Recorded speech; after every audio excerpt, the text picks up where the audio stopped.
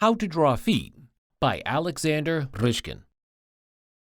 Here is a tip how to draw well-proportioned feet when making fast sketches.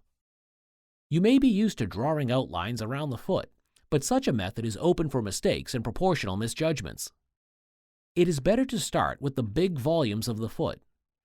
One shape combines two angles. It looks like a tilted oval. The bigger oval circles the middle part of the foot, and the third oval encompasses all the joints and phalanges of the toes. These three ovals give organic outlines that flow one into another. There is another way to draw proportionate feet. It's more geometric. Instead of ovals, you can use straight line shapes. It is a personal preference what method of sketching to use.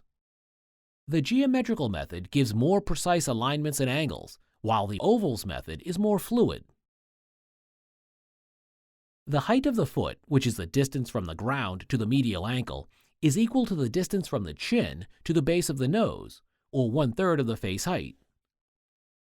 This is not an absolute rule and has to be measured on a model. For some people, the width of the hand is equal to the height of the foot. In this case, this is the distance from the bottom of the chin to the wing of the nose. When you draw a full-length figure, the knowledge of such proportion becomes very important and helps to keep the feet proportionate to the body. Beginners tend to draw feet too small. To avoid this amateur mistake, you can compare the length of the foot to the size of the head. The length of the foot fits into the body height 6.5 times. Remember that the height of the head fits into the body about 8 times, so the foot is slightly bigger than the head. Of course, proportions can vary and you need to check them on the model. When it comes to perspective in academic drawing, there is one important rule. Artists should not use strong perspective distortions. This is not the case in comics and cartoons, where one hand can be much bigger than the other. This is called a photo perspective.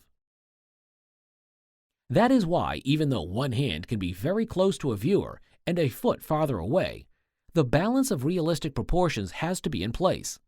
That is why a proficient fine artist should draw what one knows, not what one sees in a photo, for example. You will find this rule strictly followed by the old masters.